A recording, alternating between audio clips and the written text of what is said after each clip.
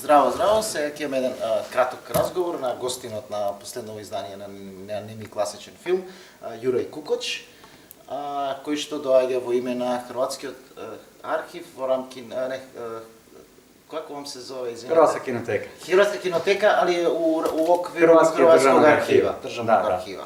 Тоа сум пуно име.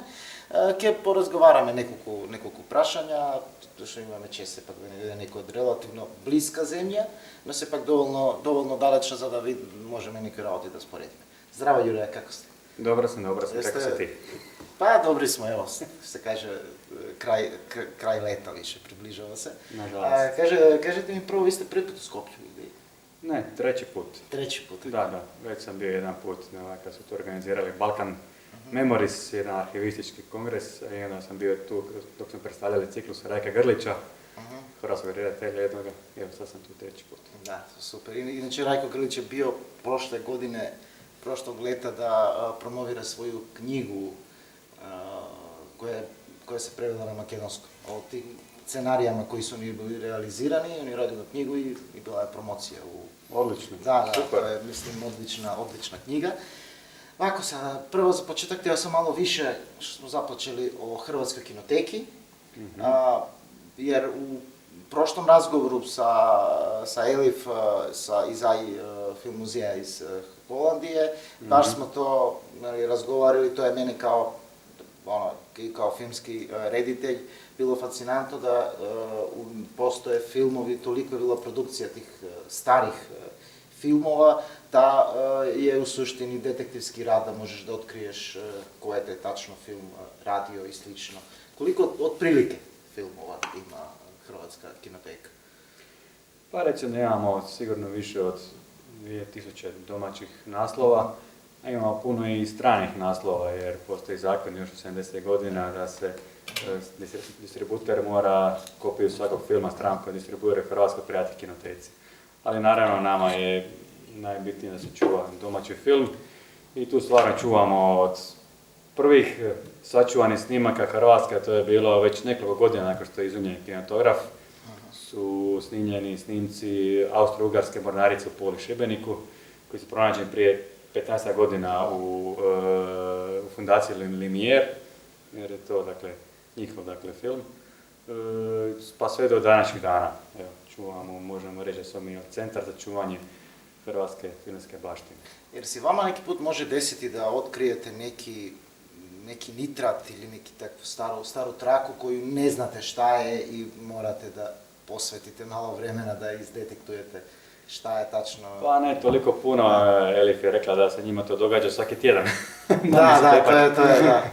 Nama se ipak to rijetko događa, ali evo, postoje mnoge snimke koje imamo već zadnjih puno godina, pa ne znamo 100% što su, ili smo mislili smo da je jedno, pa ispalo drugo.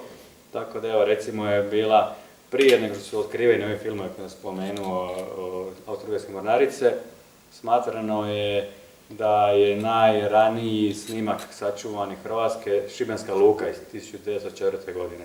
To je bio kratki snimak Šibenske luke i to se smatra kao film koji prikazuje Šibensku luku i kasnije se saznala to zapravo dio većeg dokumentarca, dugometražnog dokumentarca koji se čuva u Jugoslavenskoj kinoteci, koji prikazuje krunisanje kralja Petra i nakon toga još putovanje po Crnoj Gori i Hrvatskoj, pa za tu Hrvatsku sniman i Zadar i Šibenik, i za koji su mi onda zainteresirali i sad imamo onda i snimke iz Šibenika i Zadra.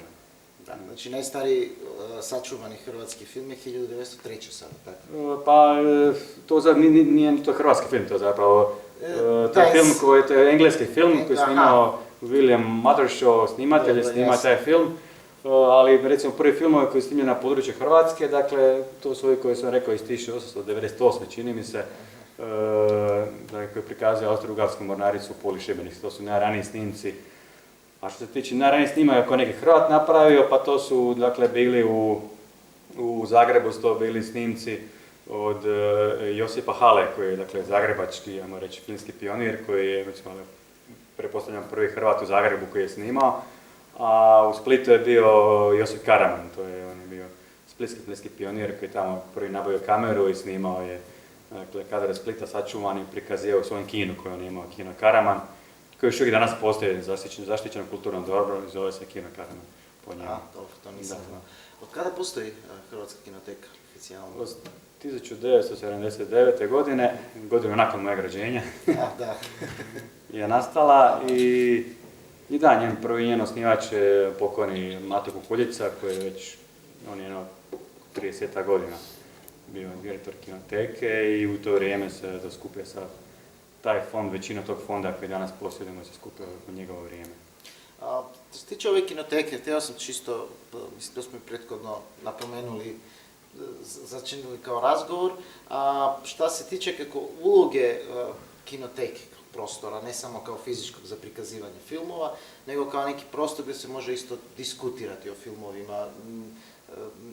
Da li mislite da je to bitno i da li ima nešto u vašoj kinoteci, neki nastavnik koji omogućuju da se razvije taj neki diskurs, da diskutiramo i o starijim filmovima, o našoj filmskoj historiji, ali isto tako i filmovima koji su najnovija produkcija. Pa da bi se razvili u tom smjeru, prvo nam je potrebna kinoteka. Iako se mi zovemo Hrvatska kinoteka, zapravo mi nažalost nemamo svoju dvoranu. Tako smo mi više filmski arhiv nego kinoteka. Ponosimo se fondom koji imamo, filmovima koje restauriramo i fotokemijski, i zadnjih 10 godina digitalno restauriramo. No ono što nam manjka je promocija filma, dakle ponajviše kroz kinotečnu dvoranu. Tako da ono što u nedostatku dvorane, onda ono što radimo je da prikazujemo filmove u drugim, imamo dogovore sa drugim kinima koji prikazuju stare klasične filmove, to su Tuškanac, kinoteka, pa tamo prikazujemo program naših filmova. Tako da tako imamo problema, dakle i u prikazivanju naših filmova, onda nismo još došli do toga da onda se bavimo i diskusijama o filmovima. Da, znači mi smo malo u boljoj poziciji. Vi ste u boljoj poziciji, definitivno, da. Htio sam jedno pitanje isto, lično vas, da li imate neki osobni interes u istraživanju te istorije hrvatske kinematografije, u smislu kako šta je napomenuo gošća isto Elif koja je fascinirana konkretno nemim filmovima. Da li imate neku vašu intimnu ili ličnu fascinaciju koju želite da istražujete, a možda i za nas i relativno nepoznati dio hrvatske kinematografije? Imam definitivno jedan koji definitivno je nepoznat ili manje poznati dio hrvatske kinematografije i tu svoju fascinaciju sam uspio pretvoriti u doktorski rad. Koji upravo dovršavam. To su kozerijski filmovi. Naime, primijetio sam da je u hrvatskoj kinematografiji, ono istraživanje shvatio i cijeloj jugoslavenskoj kinematografiji, dakle su izrađivano puno filmova koji o nekim ozbiljnim društvenim temama prilaze na neki opušten, subjektivan, duhovit način. To su najčešće bili namjenski filmovi. Recimo, 3 vrste namjenskih filmova koji se često tako radile su bili turistički filmovi, dakle gdje se neki šaljivi, subjektivni način opisuje turistička ponuda Jugoslavije, najčešće Jadrana, onda filmovi o prirodi, dakle najčešće vrlo često filmovi Branka Marjanovića koji u svojoj karijeri snimio veliki broj kozerijskih filmova o životinjama, gdje se neki šaljiv način opisuje životinjski svijet, i filmovi o prometnim pravilima, gdje se ljudi se odgaja o prometnim pravilima kroz neke duhovite situacije gdje se prikazuju kako se krše prometna pravila. Ne samo namjenski, ima tu i puno ajmo reći, onih standardnih dokumentarnih filmova koji su na taj način napravljeni, koji imaju vrlo često igrane elemente, to je zapravo tipično za kozerijski film da miješaju dokumentarno i igrano, to je sve zaigranost i šaljivost, vrlo često ubacuju igrano dokumentarno, postoje češće čak i više igrane nego dokumentarne filmove. I tako, to je nešto čemu se nije pisalo, čemu se na svjetskoj razini zapravo ne piše, nisam baš našao ni na svjetskoj razini se o tome piše, pa sam odlučio o tome nešto napisati. To je zanimljivo, ja nisam znao. A to su bili filmovi 50-ih, 60-ih pred pojave televizije ili paralelno kako što je bila i televizija i paralelno su radili kao neke kozerije koje bi... Najviše ih je bilo zapravo kulminacija kozerija je bila kraj 50-ih i 60. godine. Recimo druga polovica 50-ih i 60. godine. Kada je došla televizija se naglo broj kozerija na filmu snimio, a jedan od razloga vjerojatno je taj što je televizija onda preuzela taj kozerijski izričaj. Jer to je bilo kao neki pak format koji je tako. Dobro, htio sam isto da vas pitam što se tiče hrvatske kinematografije danas. Razume se, ne tražim neko mišljenje, neko onako toliko detaljno mišljenje, ali generalno u kakvoj situaciji je sada hrvatska kinematografija i da li ta istorijski, na primjer, spomenuli smo Kozerije koji ima neki humor i neku satiru, da li se, na primjer, kad nalazite filmove, neke stare, neke ih restaurirate i vidite ih još kao ponovo, da li mislite da ta tradicija ima nekog uticaja, hoću da kažem, u savremenoj kinematografiji hrvatske? Pa ne vidim baš utjecaj 1990. kad se Jugoslavija raspala i krenula nova kinematografija na području Jugoslavije. Tu se dogodio jedan priličan rez i produkcijski, ali i generacijski. Zapravo veliki broj redatelja koji su prije radili su prestali raditi, došle su neke nove generacije koji su bavili nekim novim temama, došao je rat pa su ne puno bavili ratom.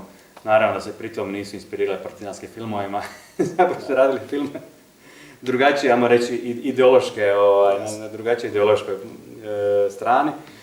Pa zapravo i ne vidim baš toliko utjecaja jugoslavenske kinematografije zapravo na današnji hrvatski film. A i mogu vam reći da i mladi hrvatski redatelji, studenti akademije, pa iskreno ne idu baš jako puno u kino, ne gledaju baš puno filmova iz povijesti, više se isto inspiriraju suvremenošću, tako da to općenito, moramo reći, na neki način problem suvremene hrvatske kinematografije, dakle malo zaboravljamo, malo smo previše malo raskinuli sa prošlošću. Jer je prošlog leta bio je Drajko Grlić ovdje u Skoplju, ne na festivalu Kinoteci, nego promovirao njegovu knjigu o njegovih nesnimljenih filmova.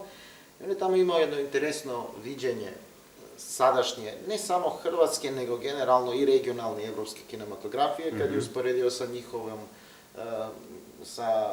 njegovom generacijom, ili Praška škola. Da. I slično. On je rekao nešto kao što se tiče i festivala i kako savremena kinematografija europska, pa što je art house, je sve više fokusirana na festivalima, što je u suštini razumljivo, ali on je rekao nešto, nama su festivali bili oruđe, da možemo da stignemo do domaće publike i da radimo šta želimo, da nam omogući da radimo filmove bez cenzure. Znači mi smo išli velikim festivalima, ali oni nam nikad nisu bili cilj sami po sebe. Oni su bili kao oruđe da stignemo do domaće publike i da možemo da radimo što hoćemo.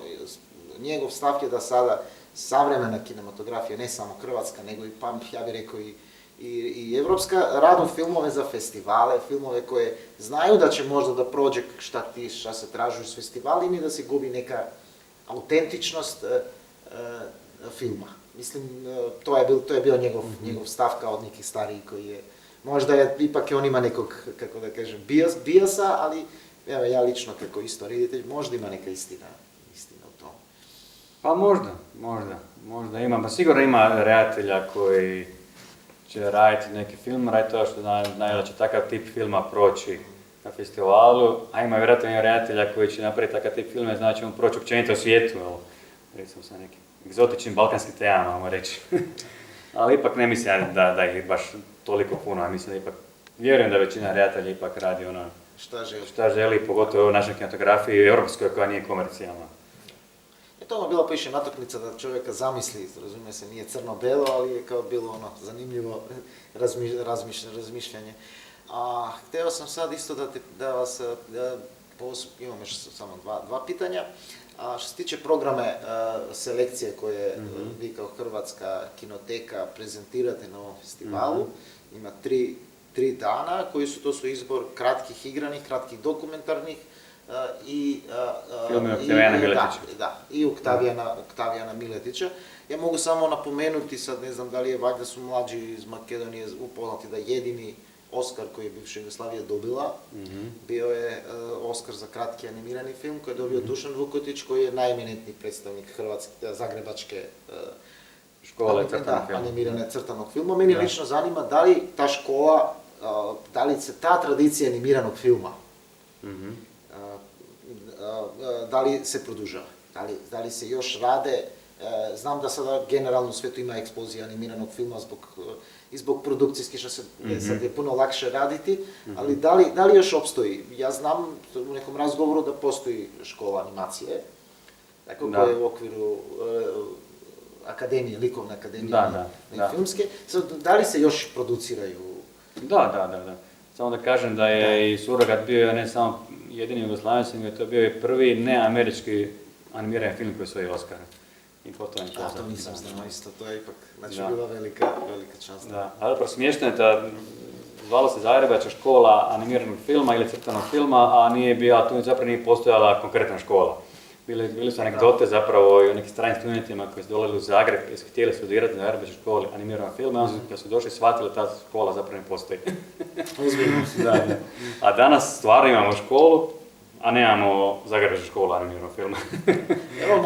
ali mogu samo reći da se rade filmovi, da se čak, iako je bila kriza, recimo negdje od polovice 80-ih pa nadalje, sljedećih 20 godina je bila kriza, a zadnjih 10-15 godina došle nove generacije hrvatskih animatora koji rade filmove, osvajaju nagrade i doma i u svijetu, tako da oživio je animirani film. Da, htio sam, evo lično meni se hrvatski animirani film, odnosno Zagrebački festival animiranog filma, urezao u kasnom djetinjstvu, jer to zadnje izdanje hrvatskog filma pred rata i pred raspad Jugoslavije prikazivalo se u Makedoniji na 3. kanalu televizija Skoplje, koji je tad bio eksperimentalan. Radio je samo na posebne nastane. Jedan od tih nastana koji je bio taj kanal posvećen, bio je Zagrebački festival animiranog filma. Onako, sve je bilo u jednom kanalu, bili su kao i svi, mislim da su bili većinom filmova, intervju sa Chuck Johnson, tad je bio Chuck Johnson na Duška do Duška. I tako da, to mi je onako dosta meni lično zanimljivo. I sad za kraj uz jedno kao zadnje pitanje što ja imam običaj uvijek da postavljam gostima o i budućnosti kinematografije. Kako mislite, evo, sad ste vi se bavite sa starim filmovima, da li kad gledate nove, vam to, ne znam, imate li nešto, neka profesionalna deformacija, mislim, da li gledate nove filmove? Gledam nove filmove, ali ne znam šta bi rekao o budućnosti filma. Ne znam, ne razmišljam, nisam pristalica one dramatične teze da je film umro, da je film više ne postoji. Mislim da je film, iako nije filmska korupcija, da je dalje film onaj kao što je prije bio, samo što sam malo diversificirao, pa imamo i svakakve medije na internetu, YouTube, to je sad sve nešto novo. Ali je onaj film kakav je prije bio, još uvijek postoji, samo što je sada na DCP-u, a nije na filmskoj korupciji. Meni je bila jedna, samo ovaj kao zaključak na kraju, kao isto sam teo, što se tiče novih medijuma i kako film je, koja je uloga sad filma u svim ovoj digitalnoj eri. Ja mislim da će film biti još jači, možda neće biti kao toliko jedina audiovizualna umetnost, ali ipak će film biti najeminentnija. Naprimjer, ovaj izum Edisona, Black Maria, koji je bio da se stavi ovako, da se gleda film sa vizirom, ne u kinu, i u suštini sada VR, jer isto se VR virtualno tako gleda. Staviš kacigu i to je baš podsjetilo, kako možeš povezati tradicije u prošlosti, u suštini, evo sad smo se vratili korenima u samom početku filma. To je isti princip, apsolutno isti, samo što nije u VR-u nego gledaš film. Da, je zgodno. Ništa, milo mi je, Jure, nešto ako želite za kraju da nadodate, ako ne možemo da završimo razgovor. Pa evo ga, ne znam što bi dodao, samo evo ga, ne znam kako će se ovo prikazivati, ali ako će se prije da pozovem još jedan ljude da dođu na program hrvatskih filmova na festivalu Nemoj klasičnog filma. To su uglavnom klasici, odlični filmovi. Ja se slažem. Ništa, to se gledamo na projekciji. Su nas beše Juraj Kukoč od Hrvatska kinoteka pri Državni arhiv na Hrvatska. To je to. Hvala.